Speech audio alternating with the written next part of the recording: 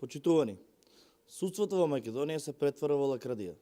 Наместо реформи, секојдневно гледаме фарси. Правдата е селективна, а законите не важат исто за власта и оние кои не размислуваат како СДСМ. Денеска, по кој знае кој пат, судот го ложи рочиштето во кое што премиерот Зоран Заев се товари за кривичното дело подкуп. Ова го гледаме веќе 3 години. Не може да се одржи рочиште за обвинение во кое првиот човек на владата бара мито од 200.000 евра. Да не беше трагично, ќе беше смешно. Медиумите пред подолго време објавија и дека судечкиот судија не ни побарал камера за да се снима рочиштето.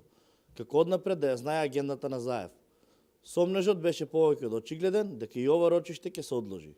Доколку е така, се поставува прашањето зошто некој ја влече за нос јавноста и глуми неселективна правда, закажувајќи рочишта во денови кога се знае дека ќе бидат одложени. Зошто едноставно не го прашат обвинетиот Зоран Заев дали сака и кога сака да биде суден. Изгледа смешно, но македонското судство е навистина паднато на вакви гранки. Впрочем, обвинетиот Заев самиот се назначи да го води телото кое треба да ги спроведува и надгледува реформите во правосудството. Зоран Заев изборува на јавноста за реформи во судството на излигување од судница, каде му се одложува рочиште во кое што е обвинет за подкуп. Иронијата не може да биде поголема. Зоран Заев, мртов ладен, на новинарите им вели дека е разочаран од сервилноста на судиите и обвинителите, кои се тепале да му служат, но сепак не му пречи кога ги одложуваат неговите рочишта и кога одработуваат за него. За волја на вистината, овие суди и обвинители ризикуваат сериозни повреди од тепањето за да му служат, со оглед на десетиците одложувања на рочиштата против Заев. Почитувани, правдата што важи за Заев не важи и за останатите. Додека на обвинетите во предметите на СЈО им се закажуваат и по неколку рочишта во една недела, рочиштата на Заев се закажуваат еднаш месечно.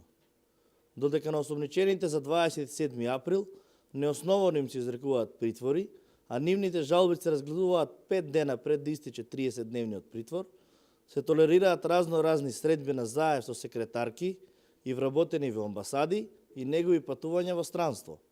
Заев патуваше и во Сараево, и во Тирана, и каде се не, а судот врз основа на разгледниците ги одложуваше рочиштата.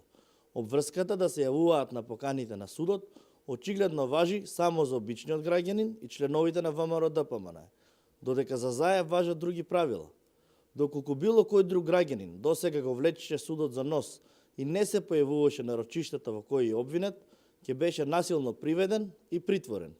Животот дојде и во судовите, но само за Заев. Ви благодарам на вниманието.